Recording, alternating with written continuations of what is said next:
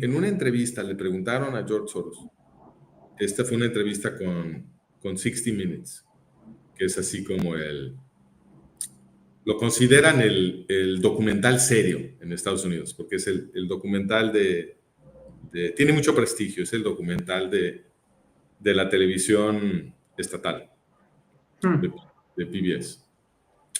Y se supone que son muy serios, investigativos y le pegan a todos y bla, bla, bla, ¿no? Esa es como la reputación de 60 Minutes. Y entonces en esa entrevista, el entrevistador le pregunta a Alex Soros, le dice, oiga, y en esta historia de que usted escapó del holocausto porque un colaborador nazi que andaba despojando a los judíos lo adoptó como su ahijado falso, y entonces usted andaba dando vueltas con este oficial mientras él despojaba a otros judíos de su propiedad antes de mandarlos a los campos de muerte, y usted no se sentía mal por esto, no se sentía culpable. Y Soros contestó que no. No solo eso, Soros dijo, no, ese fue el año más feliz de mi vida y fue toda una aventura y nunca he sido más feliz. Dijo unas cosas que... Y esto causó toda una controversia porque la neta, perdón, la verdad, para que todo el mundo me entienda, la verdad es que esto es muy raro, es una forma muy rara de un judío de expresar de la experiencia del holocausto cuando le tocó estar de la mano de un cuate que estaba despojando a otros judíos antes de mandarlos a... Es increíble que se exprese así, ¿no? Entonces esto causó mucha discusión. Y cuando observas la forma como habla Soros de esto, mira aquí en el artículo les voy a poner la cita, la tengo que traducir un poco, la tengo que traducir al español porque está en inglés, pero mira. Entonces dice, yo podía estar de un lado o podía estar del lado, o sea, yo podía estar del otro lado o podía estar del lado de los que les están quitando su propiedad. Pero no había ningún sentido de que yo no debería de estar ahí, porque dice, de hecho, es chistoso, pero es como en los mercados. Porque si yo no hubiera estado ahí, bueno, yo no lo estaba haciendo, ¿eh? Alguien más les hubiera quitado la propiedad. Y entonces, pues, estuviera yo ahí o no estuviera ahí, yo nada más estaba ahí de espectador. La propiedad, pues esas se las estaban quitando. Y yo no tenía ahí ningún rol en quitarles la propiedad. Entonces, pues, yo no siento ninguna culpa. Es rarísimo que se exprese así. Rarísimo. Y fíjate, a él lo acusaron. Esto de los mercados es diagnóstico de cómo está pensando. Porque esto de los mercados, lo que pasa es que Soros es un especulador en los mercados internacionales de moneda, y a él lo acusaron de haber roto la libra esterlina, porque en 1992 él, considerando correctamente que la libra esterlina estaba sobrevaluada,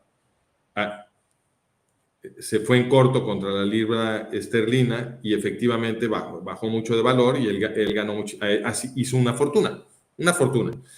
Y entonces lo acusaron de haber roto la libra esterlina y lo que él dijo fue, no, a ver, la libra esterlina estaba sobrevaluada y se iba a caer porque estaba sobrevaluada. Entonces, esa operación que yo hice, ¿la hago yo o la hace alguien más? Pero como está sobrevaluada, pues hay una oportunidad y alguien la va a aprovechar. ¿Por qué no la puedo aprovechar yo? No es mi culpa que hayan hecho un sistema monetario ahí que sobrevaluó la moneda. Esa no es mi culpa, ¿no? Y ese argumento sí tiene sentido. Ese sí. No era su culpa que el mercado estuviera desajustado y que la libra esterlina estuviera sobrevaluada y no hay ningún defecto moral en ver una oportunidad y aprovecharla.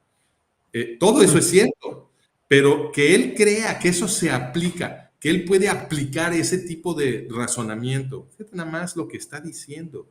Dice, es como en los mercados. Si no estuviera yo ahí, o sea, si no estuviera el húngaro y yo ahí quitándole su propiedad a los judíos, alguien más se los iba a quitar, ¿no? Entonces, alguien más se iba a joder a los judíos. Fíjate, yo lo escribo así, eso es lo que está diciendo. Dice, esto que voy a leer ahora, obviamente está escrito en inglés, lo voy a traducir. Esto no lo dijo él, esta es mi interpretación de lo que está pasando en su cabeza, que explicaría lo que sí dijo, porque su comparación con los mercados de otra manera no tiene ningún sentido. Dice, en la mente de Soros yo me imagino el siguiente monólogo. Mira, el mundo es o matas o te matan. A veces te tienes que unir al otro lado, al lado de los nazis, para no estar del lado del que les están quitando su propiedad. O sea, del lado de los judíos. Y eso quiere decir, si eso quiere decir que terminas ahí haciendo como que eres el ahijado de un oficial húngaro que colabora con los nazis y que está confiscando la propiedad de los judíos, bueno, pues ni modo. A ver, ¿por qué no puedo estar ahí? No hay ningún sentido de que yo no podía estar ahí. Yo no tenía nada que ver con eso, por supuesto, pero mira, es como en los mercados.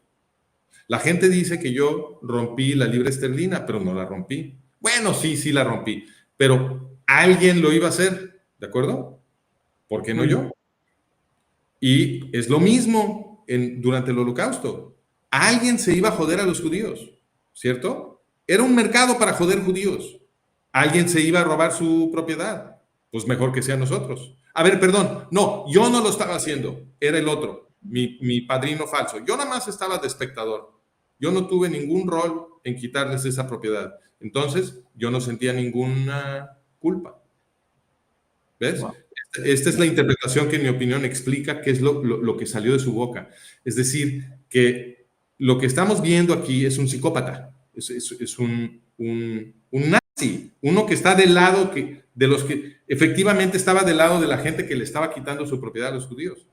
Y todo lo demás de que es judío es un invento, es algo que, y esto es algo que muchísima gente no sabe, pero que está muy bien documentado. Después de cuando termina la Segunda Guerra Mundial, muchos de estos criminales nazis se hicieron pasar por judíos. ¿Ok? Se hicieron pasar por judíos, ¿por qué? Porque pues cuando termina la guerra y los nazis la pierden, y tú eres un criminal nazi, pues tú sabes que vienen a enjuiciarte, y lo que a ti te conviene es tirar el uniforme y unirte a las filas de refugiados, y hacerte pasar por las víctimas, que parezca que tú eres una víctima de los nazis.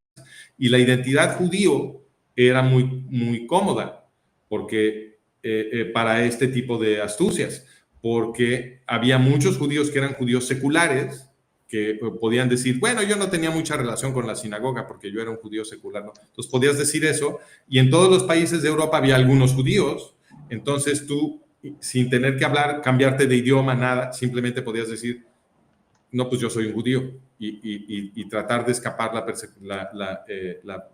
el juicio que venía para los nazis de esta forma, ¿no? Y está documentado, o sea, no hay ninguna controversia sobre esto, está muy bien documentado que miles de nazis intentaron esto. ¿Por qué? Porque a esos los cacharon. hay miles de nazis que fueron descubiertos tratando de hacer esto, ¿no? Pero, obviamente, que hay algunos que no los cacharon. Hay algunos que no los cacharon. Y entonces el argumento que defendemos aquí es que, pues, la evidencia nos está sugiriendo que George Soros es uno de estos casos. Es uno de los que no cacharon, ¿no? Claro, porque también no hace mucho sentido que un sirviente de los nazis vaya y proteja a un judío sabiendo que es judío. O sea, ¿dónde está no, la... Mira, o sea, eso realmente nos está gritando, ese detalle, además de que se les olvida el nombre de este supuesto fulano y demás, pero ese detalle nos está gritando porque un colaborador nazi encargado de despojar a los judíos, que lo cachan escondiendo un judío, ese tiene pena de muerte. A ese lo matan, ¿ok? Entonces, ¿por qué habría una persona que estaba haciendo ese trabajo de tener la fuerza moral de arriesgar el cuello por un niño judío? Es totalmente incoherente como historia, ¿no?